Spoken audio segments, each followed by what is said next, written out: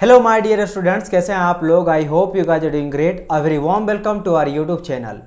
तो dear student, जैसा कि आप लोग को पता है, हम लोग आरआरबी जेईई का गाइडेंस सीरीज चला रहे हैं। उसी सीरीज में आज मैं आप लोग के लिए और एक वीडियो लाया हूं जिसमें हम लोग डिस्कस करने वाले हैं कि आरआरबी जेईई का एग्जाम पैटर्न क्या होता है, सिलेबस क्या होता है और एग्जाम सिलेक्शन जो होता है वो कितना स्टेज को लेकर होता है। तो चलिए इस वीडियो में हम लोग कंप्लीट डिटेल इसके बारे में डिस्कस करते हैं, जिससे आपको एक आइडिया मिल जाएगा कि एग्जाम पैटर्न कैसा रहता है आरआरबी जेईई का, और उसी बेसिस पे आप अपना प्रिपरेशन को अच्छा कर सकते हो। तो चलिए इस वीडियो सीरीज को स्टार्ट करते हैं। तो सबसे पहले, जैसे मैं आपसे थंबनेल आप लोग देख लिए होंगे, हम लोग बात करेंगे सिलेबस के बारे में, देन बात करेंगे सिलेक्शन स्टेज के बारे में। कितना स्टेज होता है आरआरबी जेईई के सिलेक्शन का, यानी कि अगर आप एग्जाम पहला सीबीटी में बैठते हो तो कितना स्टेज आपको पार करना पड़ेगा, तब जाके आप एक जूनियर इंजीनियर बन सकते हो इंडियन रेलवे में। इसके अलावा हम लोग बात करेंगे एग्जाम का पैटर्न क्या रहता है, राइट। एंड देन फाइनली हम लोग डिस्कस करेंगे कि सिलेबस क्या होगा फर्स्ट सीबीटी का, सेकंड सीबीटी का। इसके अलावा हम लोग मेडिकल के बारे में डिस्कस करने वाले हैं और डॉक्यूमेंट वेरिफिकेशन के बारे में डिस्कस करने वाले हैं। तो चलिए स्टार्ट करते हैं। तो सबसे पहले हम लोग देख लेते हैं सिलेक्शन प्रोसेस के बारे में। अगर आप ध्यान से देखोगे तो सिलेक्शन प्रोसेस का अगर मैं यहाँ पे बात करता हूँ तो आपको बेसिकली देखो, वैसे बोला जाता है 4 स्टेज, लेकिन मैं मान के चलूँगा 3 स्टेज। पहला स्टेज होता है आपका कंप्यूटर बेस्ड टेस्ट, यानी जिसको कहा जाता है शॉर्ट में सीबीटी। तो एक होता है सीबीटी फर्स्ट सीबीटी, ये कंप्यूटर बेस्ड टेस्ट होता है, राइट। इसके अलावा सेकंड हो जाता है आपका सीबीटी बेस्ड 2, यानी कि सीबीटी बेस्ड एग्जाम, ये भी होता है, सेकंड लेवल का एग्जाम होता है, या फिर बोल सकते हो सेकंड स्टेज एग्जाम जो होता है वो भी आपका कंप्यूटर बेस्ड टेस्ट होता है। तो पहला स्टेज में आपको सीबीटी क्वालिफाई करना पड़ेगा। अगर आप सीबीटी क्वालिफाई करते हो फर्स्ट, देन ही आप सेकंड के लिए क्वालिफाई करोगे, राइट। देन आप जाओगे सेकंड सीबीटी की ओर। अगर आप सेकंड सीबीटी को क्वालिफाई कर लोगे, ऑब्वियसली क्वालिफाई करोगे, तभी जाके आपको डॉक्यूमेंट वेरिफिकेशन के लिए बुलाया जाएगा। एंड देन उसके बाद होता है मेडिकल एग्जामिनेशन या फिर मेडिकल। तो इन दोनों को मैं एक स्टेज लेके चलता हूं। तो यहाँ पे आप देख सकते हो, ये आपका पहला स्टेज हो गया, ये आपका दूसरा स्टेज हो गया, और this is your third and final stage for RRB JEE, right. Okay, अब बात करते हैं सिलेबस के बारे में। अगर मैं यहाँ पे बात करता हूँ आरआरबी जेईई का सीबीटी फर्स्ट यानी कि स्टेज 1 का एग्जाम के पैटर्न के बारे में, कि एग्जाम पैटर्न पहले देख लेते हैं, देन हम लोग सिलेबस की ओर जाएंगे, क्योंकि जब तक हम लोग एग्जाम पैटर्न नहीं समझ पाएंगे तो एग्जाम सिलेबस को अच्छी तरह से नहीं हम लोग डिस्कस कर पाएंगे। तो अगर मैं एग्जाम पैटर्न का बात करता हूँ आरआरबी जेईई का, तो आप यहाँ पे देख सकते हो टॉपिक लिखा गया, यहाँ पे नंबर ऑफ क्वेश्चन लिखा गया, और यहाँ पे आपको मार्क लिखा गया ईच सेक्शन का। मतलब एक सेक्शन जो रहेगा, जैसे आप देख सकते हो, पहला टॉपिक आपका है मैथमेटिक्स, मतलब आपको एप्टीट्यूड से क्वेश्चन पूछेगा। कितना पूछेगा? 30 क्वेश्चन पूछा जाता है, और हर एक क्वेश्चन 1 मार्क का रहता है, मतलब एक क्वेश्चन 1 नंबर का रहेगा। तो ऑब्वियसली बात है, अगर 30 क्वेश्चन पूछा जाएगा तो आपको नंबर कितना मिलेगा? 30 मार्क का रहेगा। याद रहना है कि यहाँ पे 1/3 जो होता है वो नेगेटिव होता है, मतलब अगर आप 3 क्वेश्चन को गलत करते हो, रॉन्ग करते हो, तो आपका 1 नंबर कट हो जाएगा, ठीक है। इसलिए 1/3 यहाँ पे नेगेटिव रहता है। तो आपको ये ध्यान रखना है कि नेगेटिव भी है, तो जो आपको 100% सिक्योर लगता है कि हाँ ये क्वेश्चन सही है, उसी को आपको अटेम्प्ट करना है। जिसमें आपको लगता है 90% फिर भी कर सकते हो, लेकिन जहाँ पे आपको लगेगा कि भाई ये मुझे कन्फ्यूजन क्रिएट हो रहा है, फिर 50-50 है, देन आप उसको स्किप करना, या फिर आप सेकंड चांस बाद में देख सकते हो। इसका ध्यान बहुत इंपॉर्टेंट है रखना कि नेगेटिव इसमें रहता है। चलिए, मैथमेटिक्स हो गया, 30 मार्क्स का रहता है, 30 आपका क्वेश्चन रहता है। देन बात करते हैं हम लोग रीजनिंग का। अगर मैं रीजनिंग सेक्शन का बात करूँ, काफ़ी इजी पूछा जाता है। याद रखना, यहाँ पे जो मैथमेटिक्स भी रहता है ना, ये आपका इजी टू मीडियम रहता है, ठीक है। इजी, एक सेकंड, इजी टू मीडियम रहता है, ठीक है। इजी टू मीडियम रहता है, हार्ड देखने को नहीं मिलता है, याद रखना। बिकॉज आप एक जूनियर इंजीनियर बनोगे, तो इंजीनियर का टेक्निकल एबिलिटी से काफ़ी ज़्यादा अच्छा क्वेश्चन पूछा जाता है, जो कि सीबीटी सेकंड में होता है। फर्स्ट सीबीटी यहाँ पे आप देखोगे, यहाँ एक भी टेक्निकल क्वेश्चन नहीं पूछा जाएगा। तो ये बहुत इंपॉर्टेंट है सीबीटी, इसीलिए माना जाता है कि आरआरबी जेईई जो है वो एसएससी जेईई से थोड़ा टफर होता है, थोड़ा सा टफ एग्जाम होता है। रीजन सिर्फ इसका यही है कि फर्स्ट सीबीटी में आपको प्योर नॉन टेक देखने को मिलता है, यहाँ पे टेक्निकल बिल्कुल नहीं आता है। तो देखो, रीजनिंग का अगर मैं बात करता हूं तो ये काफी इजी आपका रहता है। मतलब अगर मैं बात करूं ना, अच्छा से अगर आप पढ़िएगा तो 25 में 25 आप ले सकते हो, ला सकते हो नंबर। देखो 25 नंबर का पूछा जाता है क्वेश्चन, नंबर ऑफ क्वेश्चन रहता है 25। अगर मैं मार्क का बात करूं तो यहाँ पे 25 मार्क्स पूछेगा। वही सेम 1/3 नेगेटिव इसमें भी रहेगा। अब बात करते हैं जनरल अवेयरनेस का, यानी कि जीए का। जीए में आपको ऊपर लेवल का पूछा जाएगा, मतलब वो फंडामेंटल चीज जो सबको पता होना चाहिए, उस तरह का कुछ पता। हाँ, अगर मैं बात करूं यहाँ पे 15 में से 5 क्वेश्चन, 3 से लेकर 5 क्वेश्चन कुछ टफ पूछता है। क्या पूछता है? टफ पूछा जाता है। वैसा क्वेश्चन जो करंट अफेयर से रिलेटेड है, क्योंकि यहाँ देखो अगर मैं बात करूँ ना जीए में, जनरल अवेयरनेस में, तो इसमें आपको क्या क्या पूछा जाएगा। पहली बात, जनरल अवेयरनेस से आपको पूरा जो हिस्ट्री है, पॉलिटी है और आपका इकोनॉमिक्स है, ये तीनों जगह से क्वेश्चन रहने वाला। कल्चरल से भी रहेगा, तो वो तो आपको हो जाएगा, इजी टॉपिक पूछेगा। हिस्ट्री से एकदम बेसिक बेसिक पूछेगा, ज्योग्राफी से भी बेसिक बेसिक पूछेगा। थोड़ा बहुत इसमें आपको और क्या घुसा सकता है, जैसे करंट अफेयर। यहाँ पे लड़का फंसता है। जनरल अवेयरनेस तो आ जाता है, लेकिन करंट अफेयर जो पूछता है वो करंट, जैसे पॉलिटी से अगर कोई क्वेश्चन पूछता है तो अगर रिसेंटली कोई आर्टिकल में चेंज हुआ, कॉन्स्टिट्यूशन में चेंज हुआ, तो वो आपसे पूछ देगा। हिस्ट्री की मैं बात करें तो हिस्ट्री में भी कोई अगर चेंज हुआ, कुछ कहीं जगह पे नया एक्सकवेशन हुआ है, खोज हुआ है, तो उससे रिलेटेड पूछ देगा। ज्योग्राफी में पूछेगा कि कोई नया बॉर्डर बना है, कोई मान लो कोई स्टेट से यूनियन टेरिटरी बना है, तो वहाँ से आपको क्वेश्चन पूछेगा। मतलब हिस्ट्री रहे, पॉलिटी रहे, इकोनॉमिक्स रहे, कुछ भी चीज़ रहेगा तो वो आपको करंट से रिलेटेड ज़्यादा ये पूछा जाता है। तो ध्यान रखना कि करंट अफेयर आप लोग को देखते रहना है। ना बात आता है लास्ट आपका साइंस। ये काफ़ी इजी रहता है। आप लोग एज ए इंजीनियर हो तो आप अच्छा से टैकल कर सकते हो। अप टू 10th लेवल तक पूछा जाता है। 10th से ऊपर नहीं पूछा गया है, तो ये बोलता भी आरआरबी जी कि जो मैं पूछूंगा आपका 10th आपका साइंस वो 10th अप टू रहेगा। तो आपको 10th का कोई भी आप गाइड ले सकते हो, आप उसको अगर पढ़िएगा तो आप आराम से साइंस के सारे क्वेश्चन को पिकअप कर सकते हो। ये आपका 30 नंबर का रहता है और 30 मार्क्स, और जनरल मैंने कहा 15 का रहता है आपका जनरल अवेयरनेस। तो यहाँ से आपने क्या देखा कि ये आपका प्योर क्या है, आपका प्योर नॉन टेक है। Pure non tech, non tech मतलब यहाँ बहुत इंपॉर्टेंट ये चीज़ आता है कि वो बच्चा जिसका नॉन टेक्निकल अच्छा है, टेक्निकल तो इंपॉर्टेंट है सेकंड सीबीटी के लिए। आप मान लो आप ऐसे बच्चे हो जिसका टेक्निकल काफ़ी अच्छा, आप मैकेनिकल इंजीनियर हो या फिर सिविल इंजीनियर हो या फिर आप कोई भी ब्रांच से हो, इलेक्ट्रिकल हो या फिर कंप्यूटर हो, तो आपने कहा सर मेरा तो टेक बहुत अच्छा, बट आप कब अपना रंग दिखा सकते हो, अपना जौहर दिखा सकते हो, अपना एबिलिटी दिखा सकते हो, जब आप सीबीटी 2 के लिए क्वालिफाई करोगे। और वो कब होगा, जब आपका सीबीटी 1 निकल जाएगा। और ये कब होगा, जब आपका नॉन टेक्निकल सब्जेक्ट अच्छा हो। तो दैट इज वाई इसीलिए कहा जाता है कि इसका प्रिपरेशन थोड़ा सा पहले से करना चाहिए। भले ईजी रहता बट टफ क्यों, देखो आप समझो मेरी बात, एग्जाम का जो लेवल रहता है ना वो काफ़ी ईजी रहता है टू मीडियम रहता है, बट टफ इसलिए हो जाता है बिकॉज एज ए टेक्निकल हम लोग रहते हैं, एज ए इंजीनियर हम लोग का जो टेक वाला पार्ट रहता है वो काफ़ी अच्छा रहता है, लेकिन नॉन टेक पार्ट थोड़ा सा वीक रहता है। जैसे जनरल अवेयरनेस हो गया, आपका मैथमेटिक्स हो गया, बिकॉज मैथमेटिक्स में आपका जो आता लॉस प्रॉफिट परसेंटेज, ये सभी चीज़ों में लड़का को कन्फ्यूजन क्रिएट होता है। बिकॉज हम लोग अधिकतर हायर मैथमेटिक्स पढ़ते हैं, लाइक ट्रिगोनोमेट्री, आपका इंटीग्रेशन, डिफ्रेंसिएशन, तो ये सभी चीज़ इसमें नहीं पूछा जाता है। यहाँ पे आपको पूछा क्या है, बेसिक चीज़, अर्थमेटिक ज़्यादा पूछा जाएगा आपको, राइट। तो ध्यान रखना है कि आपको नॉन टेक अच्छा होना चाहिए। चलिए, तो सीबीटी आप समझ गए होंगे ना। बात करता है सीबीटी 2 का। सीबीटी 2 का यहाँ पे एक बहुत बड़ा पोर्शन रहता है आपका टेक्निकल का। अगर आप किसी भी ब्रांच से बिलोंग करते हो तो वहाँ से आपको 100 नंबर का पूछा जाएगा। ये सेपरेट है सभी का। अगर आप सिविल से हो तो सिविल से आपको 100 नंबर का पूछा जाएगा। अगर आप मैकेनिकल से हो तो मैकेनिकल से पूछा जाएगा। अगर आप इलेक्ट्रिकल से हो तो इलेक्ट्रिकल से, अदर ब्रांच से हो तो अदर ब्रांच से आपको 100 नंबर रहता है, 100 मार्क का रहता है। यहाँ भी सेम वही चीज़ 1/3 आपको नेगेटिव देखने को मिलेगा। ठीक है, क्या देखने को मिलेगा, 1/3 आपका रहेगा क्या, नेगेटिव रहने वाला। ठीक है, मतलब हर 3 क्वेश्चन अगर आप गलत करते हो तो 1 नंबर आपका कट जाएगा। तो ध्यान रखना, नेगेटिव आपको नहीं अटेम्प्ट करना। चलिए बात करते हैं और चीज़ों के बारे में। यहाँ पे देखो जनरल अवेयरनेस यहाँ भी पूछा जाता है। जनरल अवेयरनेस यहाँ भी पूछा जाएगा 50 नंबर का, सीबीटी 1 में भी और सीबीटी 2 में भी 50 नंबर का। मतलब अगर आप जनरल अवेयरनेस पढ़ते हो तो वहाँ आपका सीबीटी 1 में भी काम करेगा और सीबीटी 2 दोनों में काम करने वाला। तो ये आपका कॉमन हो गया, जो मैं ब्लू से दिखा रहा हूँ आपका कॉमन आपका टॉपिक बोल सकते हो। ठीक है, सीटी कॉमन टॉपिक्स। इसके बाद करेंगे देखो physics and chemistry. Physics and chemistry इसलिए टॉप में रखा हूँ, ये भी आपका कॉमन टॉपिक हो जाएगा। ये आपका 15 नंबर का पूछा जाएगा। अलग बात है कि सीबीटी 1 में आपका 30 मार्क्स का था। अगर मैं आपको दिखाऊं, यहाँ थोड़ा ध्यान देना, यहाँ पे देखो आपका जनरल साइंस जो वो आपका 30 नंबर का था, ये आपका कॉमन टॉपिक हो जाएगा।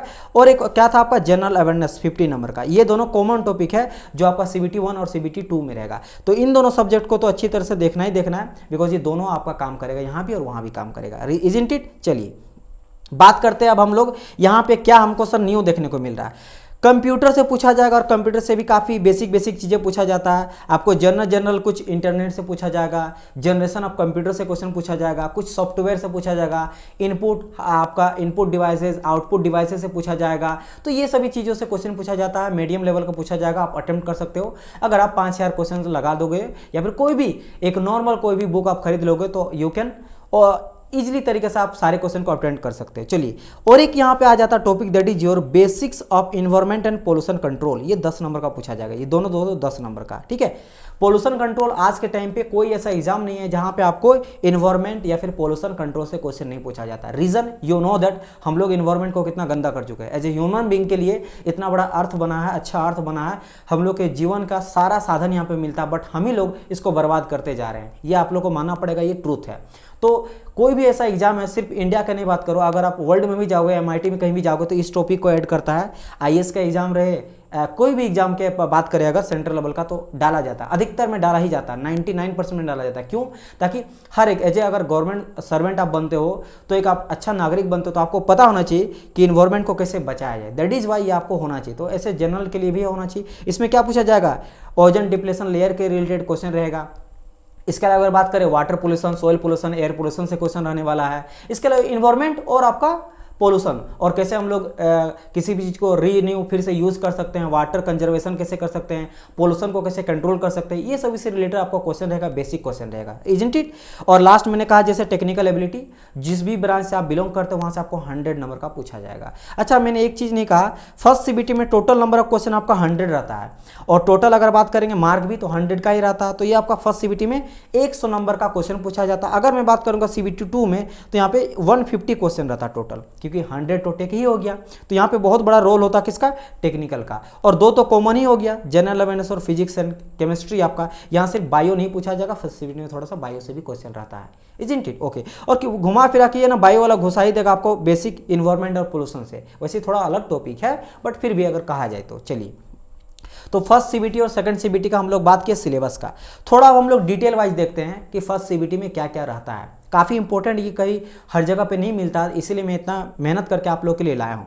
तो बात करते हैं RRB JEE CBT 1 या फिर स्टेज 1 के लिए एग्जाम सिलेबस। आप देखे होंगे, फर्स्ट में आपको दिखाता हूँ यहाँ पे, पहला आपका मैथ था। 1 सेकंड में इसको सबको हटाता हूँ पहले तो, और हम लोग 1 बाय 1 करके डिस्कस करते हुए जाते हैं। सबसे पहले हम लोग बात करेंगे किसके बारे में? यहाँ पे मैथ के बारे में डिस्कस करने वाला है। किसके बारे में करेंगे भाई? मैथ के बारे में। तो चलिए देखते हैं मैथ में कौन कौन सा टॉपिक आपको पूछा जाएगा। CBT 1 का बात कर रहे हैं। देखो मैथमेटिक्स में यहाँ पे देख लो, वैसे जैसे मैंने कहा ना कि CBT 1 का अगर क्वालिफाई करना तो आपका मैथ काफ़ी अच्छा होना चाहिए। और आप ये मत समझना हायर मैथमेटिक्स, देखो यहाँ पे नंबर सिस्टम एकदम बच्चा वाला पूछेगा आपसे, बोर्डोमस हो गया, डेसिमल हो गया, फ्रैक्शन हो गया, SCF LCM हो गया, ये सभी तो एकदम कैलकुलेशन सिंपल आपको यहाँ पे ये अब सिंपल सा लॉजिक इस तरह पूछेगा, 2/3 + 1/4 इस टाइप से पूछेगा। बोर्डोमस भी पूछेगा, बहुत ही नॉर्मल पूछा जाएगा। इसके अलावा डेसिमल फ्रैक्शन से भी काफ़ी इजी पूछा जाता है।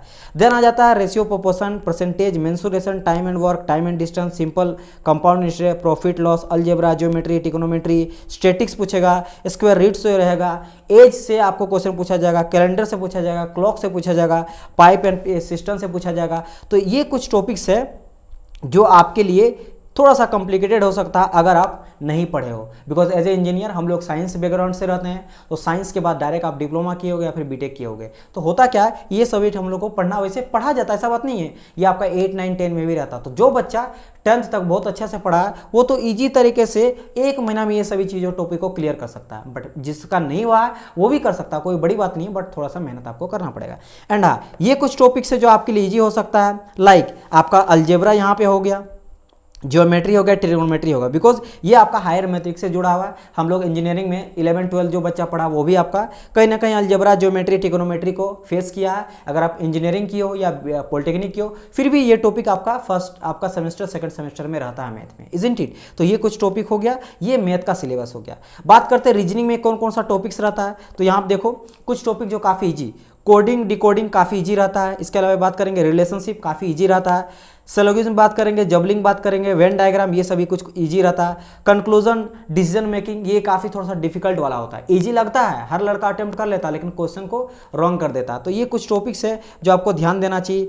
सिमिलर डिफरेंसेस काफ़ी ईजी रहता है। इसके बाद क्लासिफिकेशन ईजी रहता है, डायरेक्शन वाला ईजी रहता है, स्टेटमेंट, आर्गूमेंट, ये वाला एजप्शन वाला थोड़ा सा टफ रहता है। तो ये कुछ टॉपिक्स हो गए जिसको आपको ध्यान देना चाहिए, जैसे आपका कंक्लूजन वाला हो गया। इसके अलावा बात करेंगे हम लोग स्टेटमेंट वाला हो गया। इसके अलावा बात करेंगे यहाँ पे एनालॉगिस से कुछ क्वेश्चन ऐसा रहता है, लगता है इजी लेकिन थोड़ा बहुत टफ हो सकता है। अगर आपका माइंड तुरंत क्लिक किया तब तो बन गया, अगर थोड़ा सा वो डिले किया, सोचने में अलग अलग रूट में चल गया कि भाई इस तरीके से हो सकता है, फिर फंस जाइएगा तो फिर वो नहीं कर पाइएगा। ठीक है। कुछ नंबर सिस्टम से भी क्वेश्चन आता है, सेम इसको मैं इंपॉर्टेंट मानूंगा, टफ भी हो सकता है, इजी भी हो सकता है, इजंट इट। और मैथमेटिकल ऑपरेशन भी उसी में आता है, तो कुछ इजी रहता है, कुछ टफ रहता है। लेकिन जैसे मैंने कहा, अगर आप एक दो बार प्रैक्टिस करते हो, जैसे आप डेली आधा घंटा भी टाइम देते हो ना एग्जाम से एक दो महीना पहले, तो आप इजीली तरीके से आप जनरल मतलब रीजनिंग को लगा सकते हो। और मैथ को आपको स्टार्टिंग से देना पड़ेगा, बिकॉज यहाँ पे आपको जितना ज़्यादा क्वेश्चन लगाते हो, जितना ज़्यादा क्वेश्चन का प्रैक्टिस करते हो, उतना ज़्यादा आपका मैथ एंड रीजनिंग अच्छा होगा। चलिए बात करते हैं यहाँ पे मैथ का, मैंने बात कर दिया यहाँ पे, एंड रीजनिंग का बात हो गया। अब हम लोग बात करेंगे इसका जनरल अवेयरनेस के बारे में। चलिए देखते हैं जनरल अवेयरनेस में कौन कौन सा टॉपिक आता है। मैं यहाँ पे डिटेल वाइज डिस्कस कर रहा हूँ, या आप स्क्रीनशॉट लेके अपना प्रिपरेशन को स्टार्ट भी कर सकते हो। आपको कहीं पे ऑफिशियल का या फिर देखने का जरूरत नहीं, मैं जो लाया हूँ ऑफिशियल लाया हूँ, इजंट इट। चलिए बात करते हैं हम लोग किसके बारे में, जनरल अवेयरनेस में क्या पूछा जाएगा। जैसे मैंने कहा, सबसे इंपॉर्टेंट आपको करंट अफेयर पूछा जाएगा।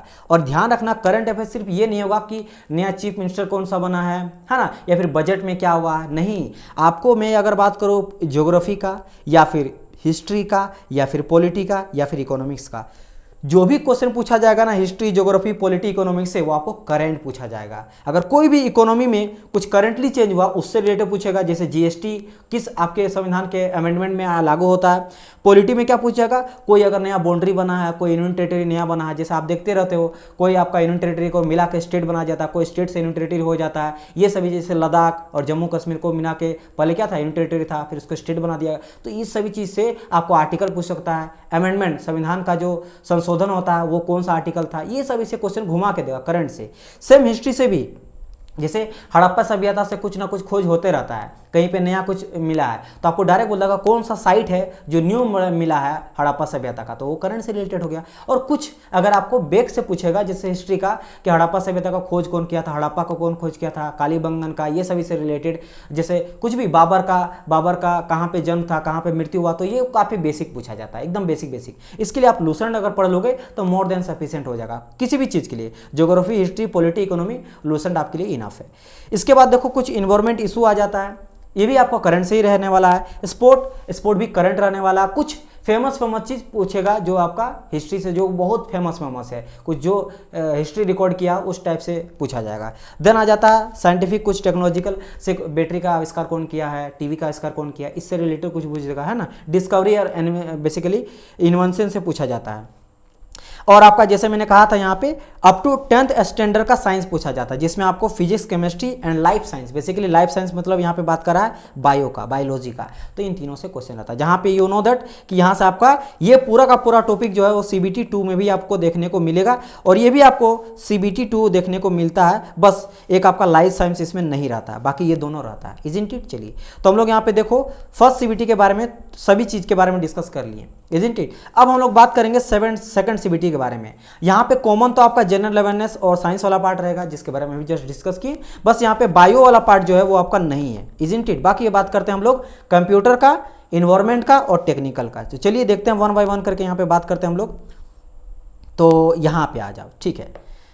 Now we are going to discuss about कि भाई CBT 2 में 2 सब्जेक्ट कॉमन है। जैसे मैंने कहा 2 सब्जेक्ट कौन कौन सा, ये आपका देख लो। ये CBT 1 में भी लिख देता हूँ यहाँ पे, CBT 2 में भी है आपका। CBT 1 एंड CBT 2 दोनों में कॉमन रहेगा जनरल अवेयरनेस और general science.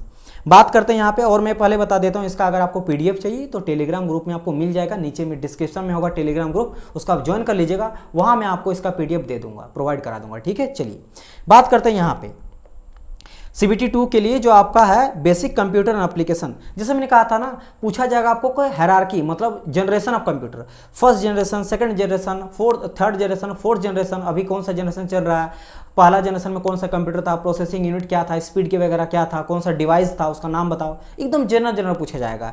Input output device जैसे माउस हो गया, कीबोर्ड हो गया, मॉनिटर हो गया, स्कैनर हो गया, ये सभी चीज़ सही पूछा जाएगा, कौन सा इनपुट है, कौन सा आउटपुट डिवाइस है, काफ़ी बेसिक चीज़ है। स्टोरेज का बात में बात करेगा, रैम रोम के बारे में बात करेगा, हार्ड डिस्क के बारे में बात करेगा, नेटवर्किंग में बात कर सकता है आपको। इसके अलावा ऑपरेटिंग सिस्टम जैसे विंडोज़ हम लोग यूज़ करते हैं, और बहुत सारा आज के टाइम पे आ गया ऑपरेटिंग सिस्टम, वो सभी चीज़ के बारे में बात करेगा। ये सभी देखो ऑपरेटिंग सिस्टम है। MS ऑफिस की बात करेगा। फिर कुछ हम लोग का वेरियस डाटा रिप्रेजेंटेशन के बारे में बात कर सकता है। इंटरनेट काफ़ी इजी आज के टाइम पे हर कोई यूज़ करता है वर्ल्ड में, तो इंटरनेट से पूछा जाएगा। कुछ वेबसाइट, जो वेबसाइट है HTML, कैसे हम लोग ब्लॉग बनाते हैं, ये सभी चीज़ से क्वेश्चन रहेगा। एंड सबसे इंपॉर्टेंट कंप्यूटर वायरस। तो यहाँ पे जो भी टॉपिक है, आज के टाइम पे कोई भी ऐसा बच्चा नहीं है जो इंटरनेट से कनेक्ट नहीं है। तो सभी चीज़ों के बारे में पता होगा। अगर आप पढ़ोगे तो आपको मज़ा भी लगेगा और आप इस सभी चीज़ को सीख सकते हो। चलिए बात करते हैं और एक चीज़ मेरा क्या था, basic of environment and pollution control.